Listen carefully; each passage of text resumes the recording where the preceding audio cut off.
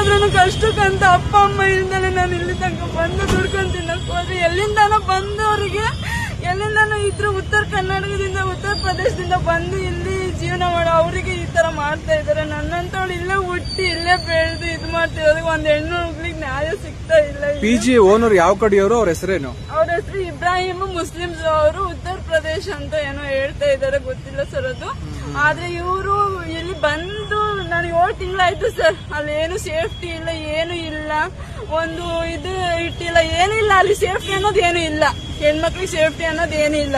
ಏನಾದ್ರು ಕೇಳಕ್ ಹೋದ್ರೆ ನಮಗ್ ಬೊಯ್ಯೋದು, ರೇಗಾಡೋದು. ನನ್ನನ್ನು ತಳ್ಳ ಬಿಟ್ರು ಸರ್, ಅಲ್ಲಿ ತಳ್ಳಕ್ ಹೋಗ್ಬಿಟ್ರು. ನಾನು ಎಷ್ಟು ತನಕ ಇದ್ ಮಾಡಿದೆ, ನಾನು ನ್ಯಾಯವಾಗಿ ಹೇಳಕ್ ಹೋದ್ರೆ 2.5 ಸಾವಿರ ಕಳ್ದು ಹೋಗಿದೆ ಸರ್ ನಂದು ಅಂತ ಹೇಳಿ ಹೇಳ್ದೆ ನಾನು. ಅದನ್ನ ಕೇಳ್ದಂಗೆ ಪೊಲೀಸ್ ಅವ್ರಿಗೆ ಕಂಪ್ಲೇಂಟ್ ಕೊಟ್ರೆ ಸರ್ ಅವರು ಏನಂತಾರೆ, ಇಲ್ಲಿ ತಗೊಳೋದಿಲ್ಲ, ಅದೇನ್ ಮಾಡ್ಕೊಳ್ತೀರಾ ಮಾಡ್ಕೊಳ್ರಿ, ನೀವೇನ್ ಮಾಡ್ಕೊಳ್ತೀರಾ ಮಾಡ್ಕೊಳ್ರಿ.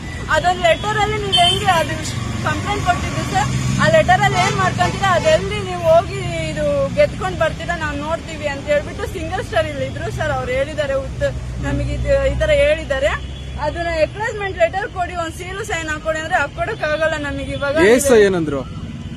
ಎಸ್ ಐ ಕೂತಿದ್ರಲ್ಲ ನೀನು ಕಂಪ್ಲೇಂಟ್ ಕೊಟ್ಟಾಗ ಅವರೇ ಸರ್ ಹೇಳಿದ್ದು, ನೀನೊಬ್ಳೆ ಅಲ್ಲ ನಮಗೆ ನೋಡಕ್ಕೆ, ಇಂತ ಜನ 1000 ಬರ್ತಾರೆ 1000 ಹೋಗ್ತಾರೆ, ನೀನೆಲ್ಲಾದ್ರೂ ಹೋಗಿ ಸಾಯಿ, ನಾವು ಇದಕ್ಕೆ ತಲೆ ಹಾಕಕ್ ಆಗಲ್ಲ ಅಂತ ಹೇಳಿದ್ದಾರೆ ಸರ್ ನಮ್ಗೆ. ಅದಕ್ಕೆ ನಾನು ನಿನ್ನೆ ನೈಟ್ ಇಂದ ಅಲ್ಲಿ ಎದ್ರುಕೊಂಡು ಅವರು ಪಿಜಿ ಓನರ್ ಯಾರ್ಯಾರಿಗೋ ಫೋನ್ ಮಾಡ್ಬಿಟ್ಟು ನನಗೆ ಎದುರಿಸಿದ್ದಕ್ಕೆ ನಿನ್ನೆ ನೈಟ್ ಇಂದ ನಾನು ಹೋಗಿಲ್ಲ ಪಿಜಿಗೆ. ಆಚೆ ಇದ್ದು ನಿನ್ನೆ ನೈಟ್ ಇಂದನೂ ನಾನು ಹೊಟ್ಟೆ ನಾನು ಊಟನೂ ಮಾಡಿಲ್ಲ ಸರ್, ಅಷ್ಟು ಪ್ರಾಬ್ಲಮ್ ಕೊಟ್ಟಿದ್ದಾನೆ. ಭ್ರಷ್ಟರ ಆಡಳಿತ ತೊಲಗಿಸಿ ದಿಗ್ವಿಜಯ ಭಾರತ ಪಕ್ಷ ಬೆಂಬಲಿಸಿ.